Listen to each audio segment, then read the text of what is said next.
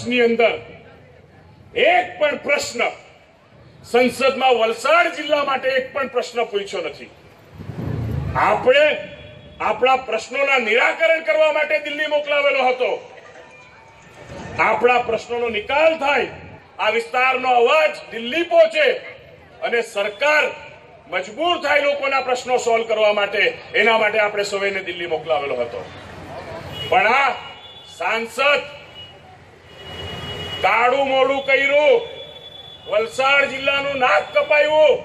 કેટલા લોકોને ખબર છે કે આ સાંસદ મજા કરતો પકડાયેલો?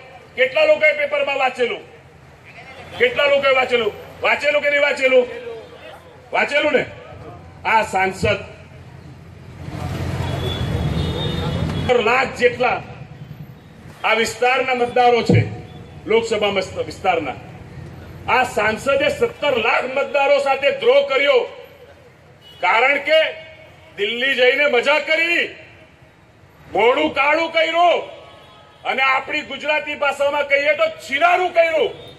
આ છીનારો કરતો માણસ, આપણા એક પણ પ્રશ્ન ન પૂછી શકનારો માણસ, બેન દીકરીઓ માતાઓ પર નજર બગાડનારો માણસ, સ્ત્રીઓનું અપમાન કરતા માણસને આપણે મત આપી શકીએ? આપણે પણ સજ્જન વ્યક્તિઓ છે, આપણે પણ ઘરમાં બેન દીકરીઓ માતાઓ છે. આપણા વિસ્તાર માટે, આપણી બેન દીકરીઓની સલામતી માટે કોઈ કામ ન થતું હોય એવા વ્યક્તિને મત આપી શકાય નહીં. આપણે એક પણ મત એ વ્યક્તિને નહીં આપવો જોઈએ. દિલ્હી મજા કરવાની મોકલાવેલો ભાઈ, પસીનો પાડવા અને આ વિસ્તારના લોકોના પ્રશ્નો સોલ્વ કરવા મોકલાવેલો. આપણે આપણા વિસ્તારના એક પણ કામ વ્યક્તિ નથી કર્યા.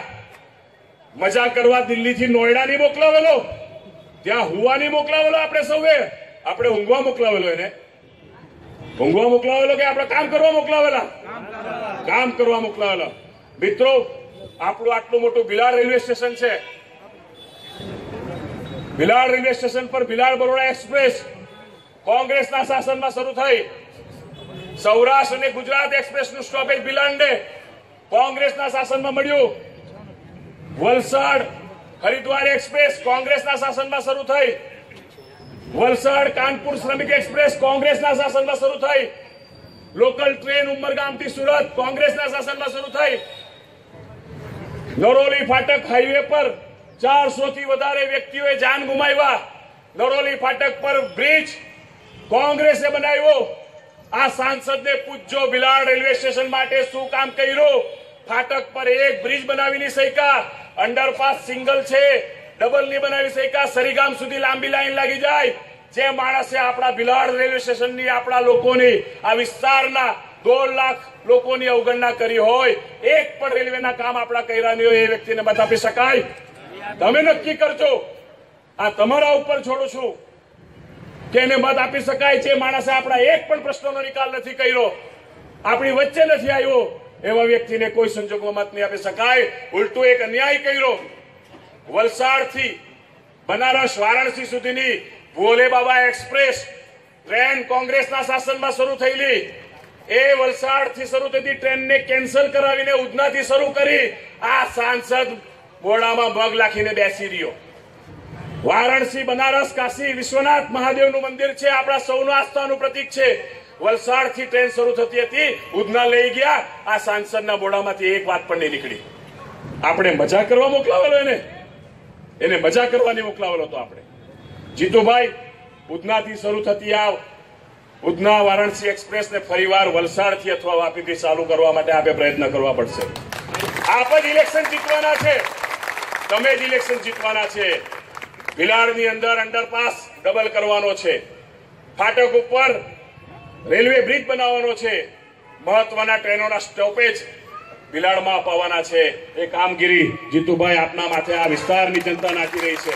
આપના ઉપર વિશ્વાસ મૂકીને મોટી સંખ્યામાં લોકો આપના તરફેણમાં મતદાન કરવાના છે. આપણી સૌની જવાબદારી બને છે કે સરીગામ અને આજુબાજુના ગામડાના લોકોના વિકાસ માટે આપણે સૌ કામ કરીએ, સાથે મળીને કામ કરીએ. આ સાંસદ કઈ નહીં કરી શક્યા. મિત્રો, જીએસટી અને નોટબંધી લગાવીને ગરીબોને અને નાના નાના વેપારીઓને ખતમ કરી નાખ્યા. નોટબંધીથી આતંકવાદ ખતમ થશે એમ વાત કરેલી હતી. 40 સીઆરપીએફના જવાન પુલવામામાં શહીદ થઈ ગયા. આતંકવાદ જ મટાવવાનો હતો તો આ જવાનો શહીદ કેવી રીતે થયા? અને આ કેન્દ્રની સરકાર, મોદી સરકાર આ સીઆરપીએફના જવાનને બહાદુર જવાન કહે છે, શહીદનો દરજ્જો પણ આપતી નથી અને શહીદના લાભ પણ આપતી નથી. શહીદના લાભ પણ નથી મળ્યા સીઆરપીએફના જવાનને. માત્ર ન્યૂઝપેપરમાં વાત થઈ છે, ચેનલો પર વાત થઈ છે, સીઆરપીએફનો જવાનોને શહીદનો દરજ્જો પણ નથી આપતી. જે શહીદોનું અપમાન કરતા હોય, આપણા જવાનોનું અપમાન કરતી હોય એવી સરકાર કોઈ સંજોગમાં નહીં ચાલે. જીએસટી લગાવી અને નાના નાના વેપારીઓને ખતમ કરી દીધા. જીએસટીના કોઈ વખત 28%, કોઈ વખત 22%, કોઈના 18% એમ કરીને નાના વેપારીઓનો સત્યાનાશ કરી નાખ્યો. જો જીએસટી અને નોટબંધી ઐતિહાસિક પગલા હતા મોદી સરકારના, તો એના ઉપર મત માંગે. શેના માટે પાછી એવી વાત કરે કે કોંગ્રેસ જીતશે તો પાકિસ્તાનમાં ફટાકડા ફૂટશે? વિકાસના નામે મત માંગો. જો વિકાસ કર્યો હોય તો પાકિસ્તાનમાં ફટાકડા ફૂટવાના છે. પણ ફટાકડા નહીં, કોંગ્રેસની સરકાર, રાહુલ ગાંધી વડાપ્રધાન બને અને પાકિસ્તાન મગજમારી કરે તો બોમ્બ ગોળા ફૂટવાના છે, બોમ્બ ફૂટવાના છે પાકિસ્તાનમાં. આ લખી લે. આવી વાત કરે અને આ નરેન્દ્ર મોદી પ્રધાનમંત્રી, દેશના વડાપ્રધાન વગર આમંત્રણે કંકોત્રી મૈડીની ને નવાજ શરીફની તા બિરયાની ખાવા ગયો. તમે જાય કોઈના વગર, આમંત્રણ વગર તમે જાય કે ભાઈ? કંકોત્રી નહીં મળે તો તમે કોઈ લગ્ન ખાવા જાય? આ વડાપ્રધાન વગર આમંત્રણે બિરયાની ખાવા ગયો અને આપણાને કે પાકિસ્તાનમાં ફટાકડા ફૂટે. ખારા ગિરેબાનમાં જાકીને જો, અમારાથી વધારે રાષ્ટ્રભક્ત, અમારાથી વધારે દેશભક્ત કોઈ નથી. આઝાદી કોંગ્રેસે અને કોંગ્રેસના લોકોએ અપાવી છે. આઝાદી આ દેશના સ્વતંત્ર સેનાનીઓએ અપાવી છે. આ દેશ માટે કોંગ્રેસના લોકો જેલમાં ગયા છે. જવાહરલાલ નહેરુ 12 વર્ષ સુધી જેલમાં રહ્યા આઝાદી માટે. ગાંધીજી, સરદાર વલ્લભભાઈ પટેલે આઝાદી અપાવી છે. આ દેશના એક એક લોકોએ, આ દેશની તમામ જનતાએ આઝાદી અપાવી છે. કયો ભાજપનો ને આરએસએસનો માણસ જેલમાં ગયેલો ભાઈ? કયા ભાજપ અને આરએસએસના માણસ સ્વતંત્ર સેનાની છે? એક પણ દાખલો બતાવે. અંગ્રેજોની ચમચાગીરી કરતા કરતા સત્તા મળી ગઈ તો પૈસા લૂંટવાનું કામ ચાલુ કર્યું અને રાષ્ટ્રભક્તિ અને રાષ્ટ્ર દેશ અમને શીખવાડવાની કઈડા. અમારાથી વધારે કોઈ રાષ્ટ્રભક્ત નથી.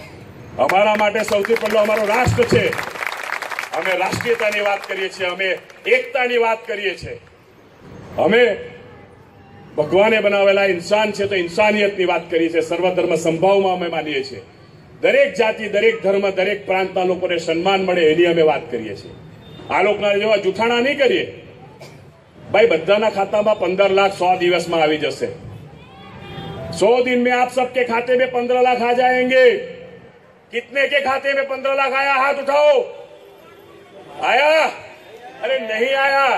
500 रुपया का खाता खुलाया जनधन योजना में और 500 रुपया आपसे डिपॉजिट करवा दिया, जमा करवाया और आपका हजारों करोड़ रुपया देश का जमा हो गया.